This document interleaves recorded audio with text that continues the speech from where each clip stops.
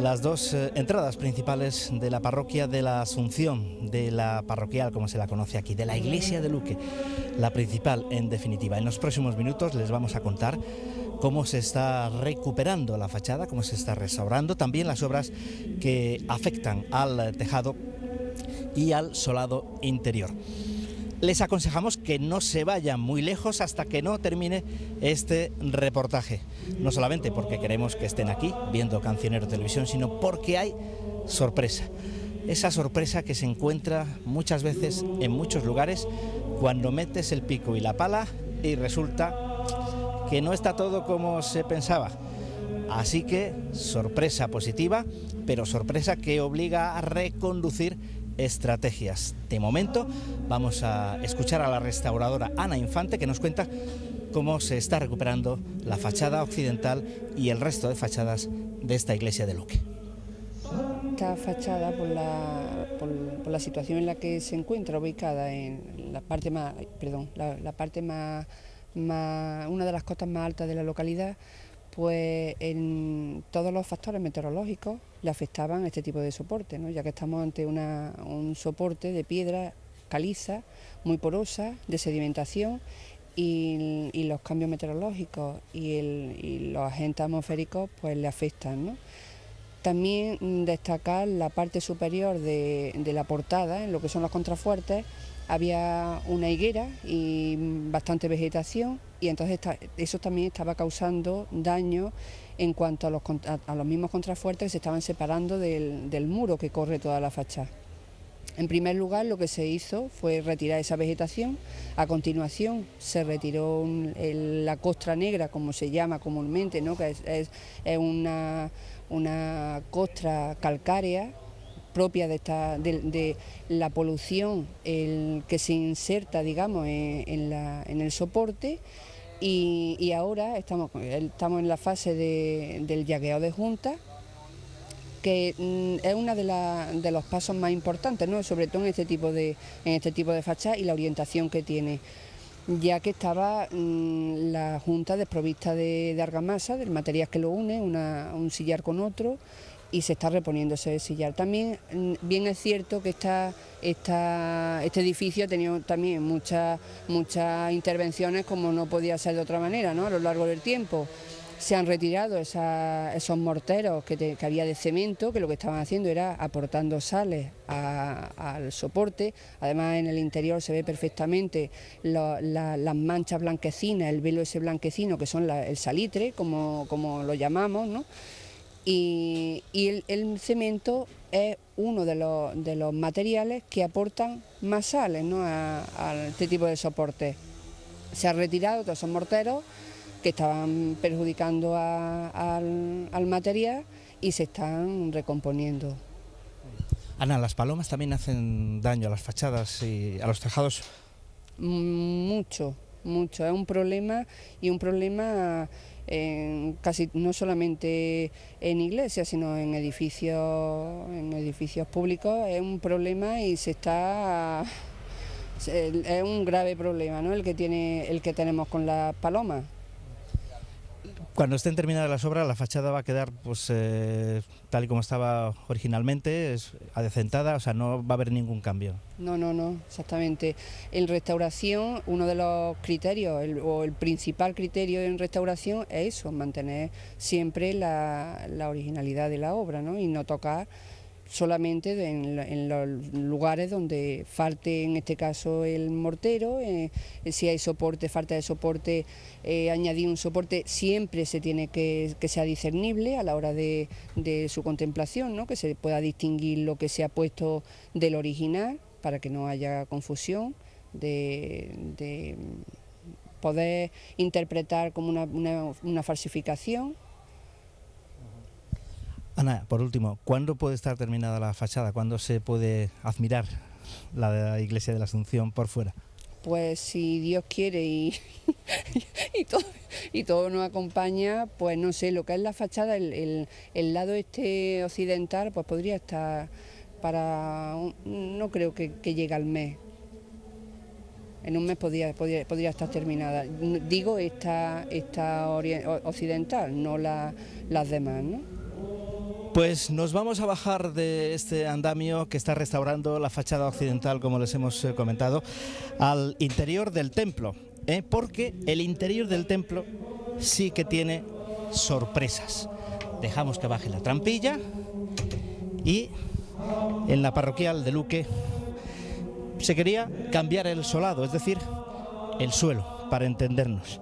Bueno, empezaron las obras y apenas excavar esos 30 centímetros para ir fijando posteriormente el solado, sorpresas.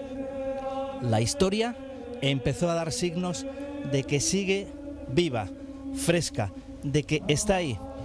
Ahora los signos del futuro serán intentar conservarla. Acompáñenos porque merece la pena, siguen mereciendo la pena estos próximos minutos que Cancionero Televisión está en la iglesia de la Asunción, en la parroquial de Luque. Adentro.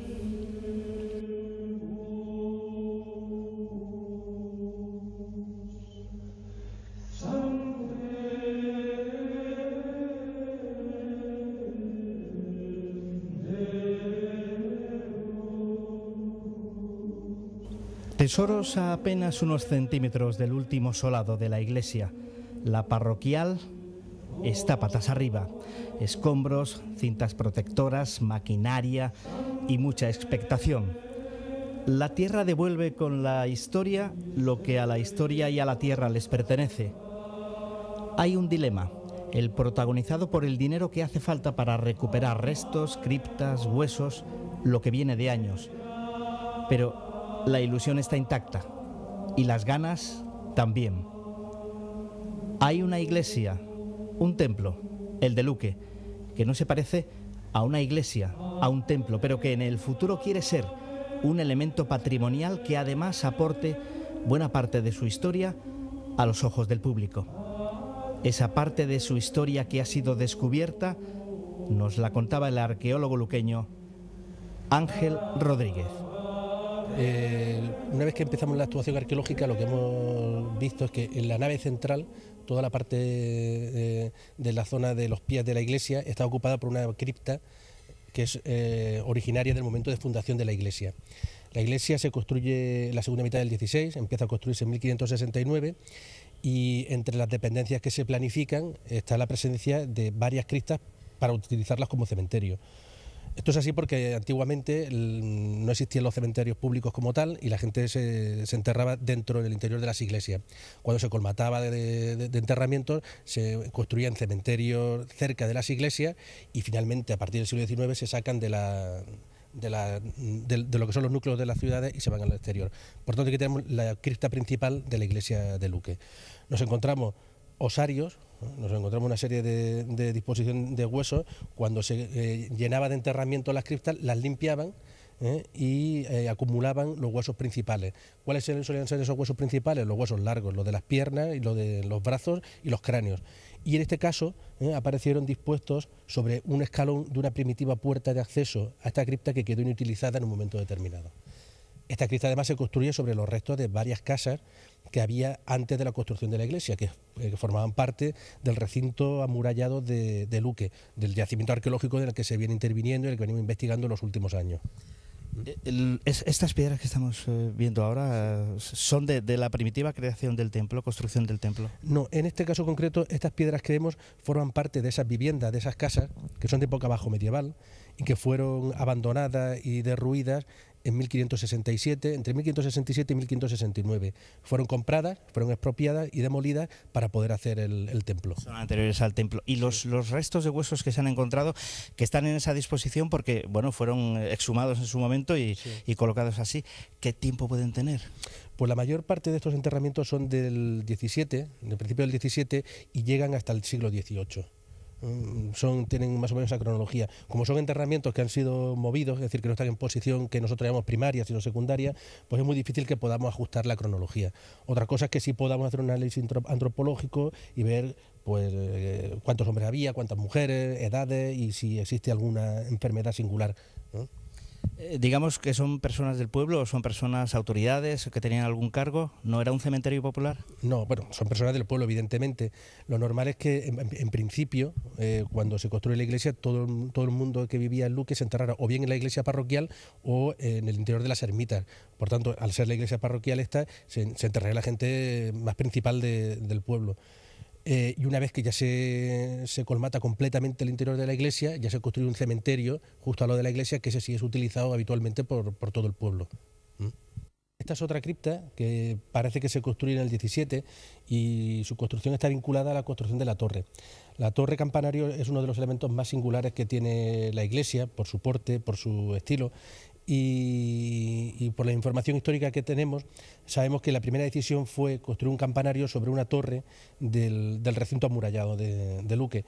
El arquitecto Hernán Ruiz III decidió que no era una muy buena solución y decidió demoler esa torre del recinto, que podía tener un origen árabe, incierto, pero sí seguramente existe desde época bajo medieval, y construir una torre nueva que es la que nosotros podemos ver. Al hacerse esa demolición de la torre, se queda un hueco importante en esta esquina de la nave de la iglesia y se decide reaprovecharlo como cripta. Por eso nosotros, cuando vemos esta estructura, nos encontramos una serie de fábricas que son discordantes, que no son todas de la misma época. Vemos el arranque de una bóveda de yeso que cubría todo este espacio con un pilar central, y vemos en la base una superficie irregular, que es un tapial, una mezcla de tierra y argamasa y ripio, que formaban parte de esa torre primitiva. Estuvo en uso en el 17 porque además no aparece una moneda de principio del 17, un resellado de esa época, la fecha exacta todavía no la sabemos, tenemos que limpiarlo bien, y debió ser inutilizada pues poco tiempo después, porque no han aparecido tampoco demasiados huesos. El acceso a la cripta era muy singular porque vemos que es muy estrecha, es muy pequeña, y el acceso a la cripta, en vez de hacerlo con unas escaleras de obra, se hacía por medio de una trampilla que se encontraba situada en este extremo y utilizando una escalera de mano para poder descender. Hasta ahora es la que tiene mayor profundidad, tiene una altura de unos 2,5 metros aproximadamente, en relación a las otras que hemos visto. O sea que tiene varias, digamos, etapas, varios escalones de construcción, ¿no? Sí, efectivamente, tiene varias fases constructivas, con lo cual lo hace uno de los sitios, uno de los puntos pues más interesantes, no solo para conocer la evolución constructiva del templo, sino también pues para esa información histórica y arqueológica, añadirla a lo que conocemos, a lo que sabemos sobre la historia y sobre el recinto amurallado de la villa de Luque.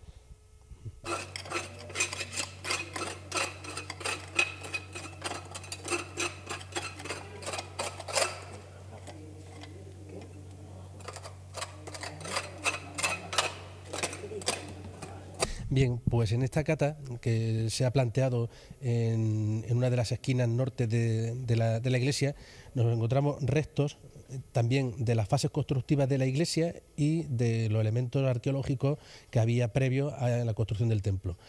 En primer nivel nos vamos a encontrar restos de la solería primitiva de la iglesia. Esa solería, hay información que la fechamos, que se pone en el siglo XVIII. Justo inmediatamente debajo encontramos un gran paquete de huesos humanos, de un gran osario que evidencia el uso de la iglesia, tal como venimos viendo, como lugar de enterramiento. En este caso ya no hay criptas, las criptas solo se encontraban en aquella parte de los pies de la iglesia. Y justamente por debajo de un nivel de abandono y de derrumbe, pues restos de las viviendas, de esas 4 viviendas que se expropiaron para la construcción de la iglesia. 2 fueron compradas en 1567 y otras 2 en 1569. En concreto nos encontramos con restos de varias piletas para agua, que no fueron demolidas en el momento de construcción de la iglesia porque les vinieron bien como elemento de apoyo para los cimientos de los nuevos muros. De hecho, en ese caso concreto vemos uno de los pilares fundamentales de la iglesia, su cimentación y cómo apoya en una de esas piletas.